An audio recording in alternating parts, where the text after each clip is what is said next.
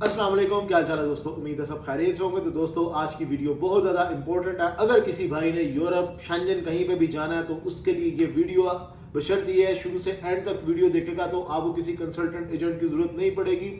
आप खुद घर बैठे अपना वीज़ा प्रोसीड कर सकते हो, अप्लाई कर सकते हो। कैसे देखें दोस्तों, आज मैं आपको कुछ ट्रिक्स बताने वाला हूँ। उस ट्रिक्स पे आप अमल करोगे तो आपका आसानी वीज़ा भी लगेगा, अपॉइंटमेंट्स नहीं मिलती, अपॉइंटमेंट भी मिलेगी। ईच एंड एवरीथिंग आपको इस वीडियो में सुनने को मिलेगा, देखने को मिलेगा।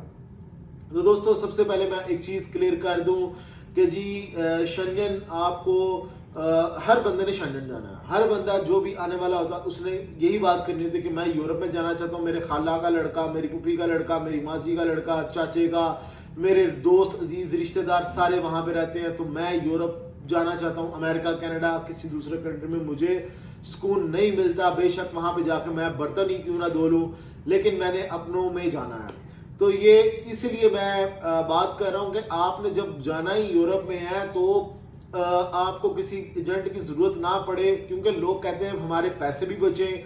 वो कहते हैं कि जी सांप भी मर जाए और लाठी भी ना टूटे। तो ये आज वही वीडियो है, सांप भी मर जाएगा और लाठी भी नहीं टूटेगी आपकी, और आप खुद अप्लाई करोगे। जो पैसे लगेंगे एम्बेसी के वो खुद आप पे करोगे, जो अपॉइंटमेंट के लगेंगे वो आपने खुद पे करने हैं। ये नहीं हो सकता कि आप फ्री में वीज़ा लेके कहीं चले जाओ। फ्री वाला कोई चक्कर नहीं है। बेशक आपने खुद ही वीज़ा अप्लाई करना है। एम्बेसी की फीसें आप पे करोगे, अपॉइंटमेंट की फीस आप पे करोगे, इंश्योरेंस की फीस आपने पे करनी है, सारी फीसें आपको पे करनी पड़ेगी। ये उसकी मैं बात कर रहा हूँ जो बंदा घर में कमरे को लॉक करके बैठ के लैपटॉप के ऊपर खुद काम करना शुरू करेगा, खुद कहेगा कि मैंने किसी को नहीं पैसे देना, ये उनकी मैं बात कर रहा हूँ, तब भी पैसे आपके लगने हैं। अब मैं आपको एक चीज क्लियर कर दूं कि जी अप्लाई किधर करना है। देखिए दोस्तों, मैं आपको ना बताता हूँ। कुछ लोग कहते हैं कि यार हम जर्मनी में वीजा अप्लाई करेंगे, नेदरलैंड्स में करेंगे, या फिर किसी में भी करेंगे, डायरेक्ट वीजा अप्लाई करेंगे तो हमारे रिफ्यूजल के चांसेस हैं। चलें एक लम्हे के लिए आपकी बात मान लेते हैं, होता नहीं ऐसा। दुनिया का कोई भी कंट्री ऐसा आप मुझे दिखा दें जहां पे लिखा हो कि पहले आप ये कंट्रीज के हमें वीजा ला के दें, ट्रैवल हिस्ट्री बना के दें, तब ही हम आपको वीजा देंगे, अदरवाइज नहीं देंगे। कोई भी ऐसा मुल्क नहीं है। लेकिन मैं कहता हूं फिर भी आपको एक लम्हे के लिए आपकी बात मैंने मान ली, ऐसा ही है तो फिर भाई अब किया क्या जाए, अप्लाई तो करना है ना वीजा। तो मैं फिर हमेशा बात करता हूँ ऐसे कंट्रीज का इंतखाब किया जाए ट्रैवल हिस्ट्री में जहाँ के वीज़ा लेके आप शेंजन वीज़ा अप्लाई कर सकें। पहले क्या था, कुछ कंट्रीज ऐसे थे जो शेंजन में नहीं थे, यूरोप में थे, यूरोपीय यूनियन में थे। आप उनके वीज़ा ले लेते थे और फिर जब ट्रैवल हिस्ट्री बनती थी आप शेंजन में वीज़ा अप्लाई करते थे। वो वीज़ाज आप साथ में अटैच करके दिखा देते थे कि भाई ये देखिए मैं पहले यूरोप से होकर आया हुआ हूँ और अब मेरा शेंजन जोन ट्रैवल करने का प्लान है, तो आपको बआसानी वीज़ा मिलता था। कौन से थे वो मुल्क दोस्तों? पहले क्रोएशिया था, बल्गारिया था, रोमानिया था, साइप्रस था। उसके बाद हम उसकी बात करें, अल्बानिया की बात करें, मोंटीनेग्रो की बात करें, बेलारूस की बात करें, या फिर सर्बिया की बात करें, बोस्निया की बात करें, ये वो ऐसे कंट्रीज थे कुछ इनमें जो कि यूरोपीय यूनियन में ज़रूर थे, शेंजन का पार्ट नहीं थे, और ये सारे यूरोप में ज़रूर थे। लेकिन इनमें से कुछ कंट्रीज यूरोपीय यूनियन में थे, वो आहिस्ता आहिस्ता शेंजन में शिफ्ट हो गए। बाकी कुछ कंट्रीज रह गए जो अभी तक शेंजन का पार्ट नहीं बने। सबसे पहला कंट्री जो शेंजन में गया था वो क्रोएशिया गया था। मैंने फिर जब क्रोएशिया एंटर हुआ था, इससे पहले मैंने बता दिया था वीडियोस, अगर मुझे आप पुराना फॉलो कर रहे हो, मैं वीडियोस जब बनाता था तो उसमें बताता था कि भाई ये 4 कंट्रीज एक ना एक दिन शेंजन में जरूर जाएंगे, जिनमें क्रोएशिया, बल्गारिया, रोमानिया, साइप्रस। इन जब 4 का नाम लिया जाता था तो लोग नीचे आके बैड कमेंट करते थे, कहते थे ये कभी भी नहीं जा सकते, ये भूखे नंगे कंट्रीज हैं, ये तो किसी पर रिलाय कर रहे, डक्कीबाज, इनके तो अपने मुल्क के लोग वहां पे जाके भीख मांगते हैं, यूरोप में, लंदन में जाके वहां पे काम कर रहे होते हैं, रोमानिया के। इस तरह के बड़े कमेंट देखने को मिले। फिर भी मैं बाज नहीं आया वीडियो बनाने से, मैं लोगों को अवेयरनेस देता रहा और सबसे पहले गया क्रोएशिया। जिस दिन क्रोएशिया शेंजन में एंटर हुआ था तो मैंने उसी दिन बोल दिया था अब रोमानिया और बल्गारिया की बारी लगने लगी है। तो लोग क्या कहते थे कि ये खुद इस टाइम रोमानिया में गया, बुल्गारिया में गया, तो इसलिए वीडियो बना रहा, अपना बिजनेस चमकाने के लिए, व्यूज लेने के लिए कह रहा है कि जी ये बुल्गारिया और रोमानिया ने शेंजन में जाना है, हमारा नाम बदल देना कि अगर ये कंट्री शेंजन में चले जाएं तो ये कभी भी नहीं जा सकते, भूखे नंगे कंट्रीज हैं। मैंने कहा चले आप थोड़ा सा वेट करें, अभी ये इस बात को गुजरे हुए ज्यादा टाइम भी नहीं हुआ था कि फौरन से शेंजन में से अनाउंसमेंट आ गई कि जी बुल्गारिया और रोमानिया शेंजन का पार्ट बनने जा रहे हैं कुछ अरसे तक। लोग तब भी नहीं माने। मैं कहता था कि भाई इन कंट्रीज के वीजा अप्लाई कर लो, जब ये वीजा आपके पासपोर्ट पर होंगे, इनका जो वीजा स्टिकर होता है वो सेम लाइक शेंजन स्टिकर होता है। तो लोग कहते थे कि नहीं जी ये शेंजन स्टिकर तो नहीं है ना, है तो शेंजन स्टिकर की तरह ही, लेकिन कोई फायदा नहीं है।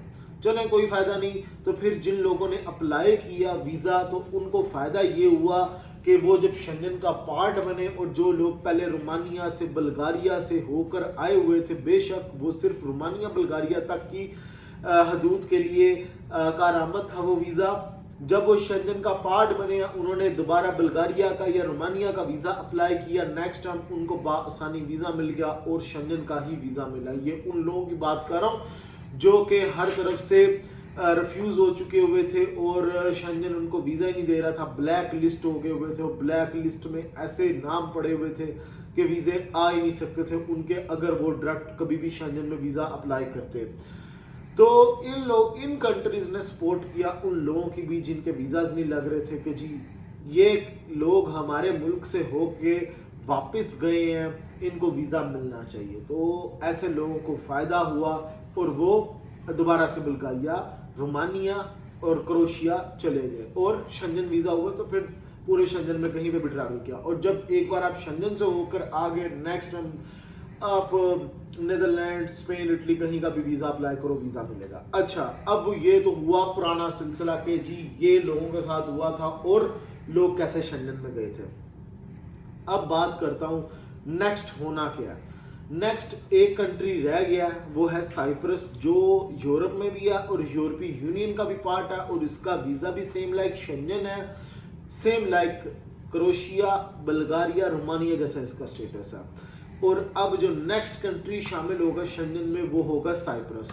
मेरी बात को अभी भी आप रद्द कर दो, अभी भी कह दो कि इस साइप्रस ने शेंजन में नहीं जाना क्योंकि गरीब मुल्क है, या फिर इसका डिस्प्यूट चलता है तुर्की के साथ, या तुर्क साइप्रस के साथ डिस्प्यूट है, तो ये कभी भी शेंजन में नहीं जा सकता।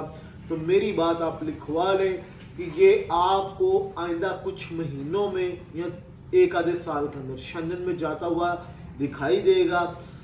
इसका भी स्टेटस उन्हीं कंट्रीज जैसा होगा जैसे क्रोएशिया, बुल्गारिया, रोमानिया का। देखें, अब किसी भी मुल्क ने जब शेंजन का पार्ट बनना होता है ना, शेंजन का पार्ट बनने से पहले उसको यूरोपीय यूनियन का पार्ट बनना पड़ता है। यूरोपीय यूनियन से पहले वो होता है जी यूरोप में। लाइक अब मैं बोस्निया की, क्रोएशिया की, बोस्निया की, सर्बिया की, मोंटेनेग्रो की, अल्बानिया की बात करूँ ना, लोग कहेंगे यार इनके ज़्यादा चांस होने चाहिए। नहीं भाई, ये यूरोप में ज़रूर है ना, ये यूरोपीय यूनियन का पार्ट है ना शेंजन में है। सबसे पहले अगर इनमें से किसी कंट्री ने शेंजन में जाना है ना, तो उसको सबसे पहले यूरोपीय यूनियन का पार्ट बनना पड़ेगा। अभी इन कंट्रीज़ के बाद जिसकी सबसे ज़्यादा, मुझे जहाँ तक मेरी ऑब्जर्वेशन है, किसी कंट्री ने यूरोपीय यूनियन का पार्ट बनना है ना, तो वो मोंटेनेग्रो बनेगा। उसके बड़े अच्छे चांस है क्योंकि मोंटेनेग्रो, उनकी अपनी करेंसी कोई नहीं है, उनकी करेंसी है ही नहीं, वहाँ पे चलते यूरोस हैं। तो साइप्रस के बाद अगर मुझे मेरी ऑब्जर्वेशन के मुताबिक जो कंट्री नज़र आता है मुझे कि जिसने यूरोपीय यूनियन का पार्ट बनना है वो मोंटेनेग्रो होगा, और फिर कुछ साल गुजरने के बाद वो शेंजन में जाएगा। जैसे कि साइप्रस काफ़ी सालों से यूरोपीय यूनियन का पार्ट रहा है। यूरोपीय यूनियन का पार्ट बनने का मतलब ये होता है कि शेंजन जो है ना, वो आपको अपने मुताबिक गाइड कर रहा है, चला रहा है हर चीज़, बस उसने अपने अंदर मर्ज नहीं किया हुआ।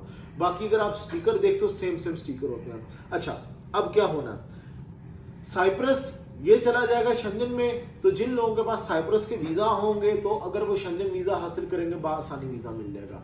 मैं कहता हूं साइप्रस का वीज़ा अप्लाई करें। कैसे? देखिए दोस्तों, 1 से 2 दिन में अपॉइंटमेंट मिल जानी है आपको, अपॉइंटमेंट मिलेगी आपको 1-2 दिन में, और जो इसका रिजल्ट आना है वो 6-7 दिन में आ जाना रिजल्ट। और ये डेटेड वीजा होता है, सेम लाइक शेंजन होता है। स्टिकर भी इसका वैसे ही है, इसका प्लान भी वैसे ही होता है, डेटेड वीजा ही होता है, और वीजा रेशो भी ठीक है। हाँ, इसकी एक चीज मैं यहाँ पे क्लियर कर दूं, अगर रिफ्यूजल लग जाए तो फिर ये स्टैंप लगाते हैं अप्लाइंग स्टैंप के आपने साइप्रस में अप्लाई किया था, लेकिन इससे फर्क नहीं पड़ता। जब आपका थिंकिंग प्लान और विजन बड़े होना तो ये छोटी छोटी चीजों से, रिफ्यूजलों से फर्क नहीं पड़ना चाहिए। तो अप्लाई कैसे करना, एक आपने अपॉइंटमेंट लेनी है वीएफएस ग्लोबल से। वीएफएस ग्लोबल एक दिन में अपॉइंटमेंट दे देगी, 270 या 200 समथिंग कुछ इसकी अपॉइंटमेंट फीस होती है, वो आपने करनी है। फिर आपने hotel booking, flight reservation, travel insurance, visa application form, request letter, previous Schengen visa, European visa वो अगर हैं वो साथ में अटैच करें, वीएफएस जाएं, वहाँ पे जाके आप सबमिशन करवाएं। और 300 कुछ इसकी फ़ीस है, वहाँ पे 350 के करीब इसकी फ़ीस होगी एम्बेसी की। और तकरीबन आपका जो टोटल खर्चा है 550 से 600 रियाल या दरम तक का खर्चा है, खुद अगर आप वीज़ा अप्लाई करते हो घर बैठे बगैर किसी एजेंट कंसल्टेंट के, ये आपको वीज़ा मिलता है। इंजॉय करें। तो गाइस होपफुली काफ़ी बात कर ली, नेक्स्ट वीडियो मिलूंगा नए टॉपिक पे। ख्याल रखें अपना, टेक केयर, अल्लाह हाफिज़।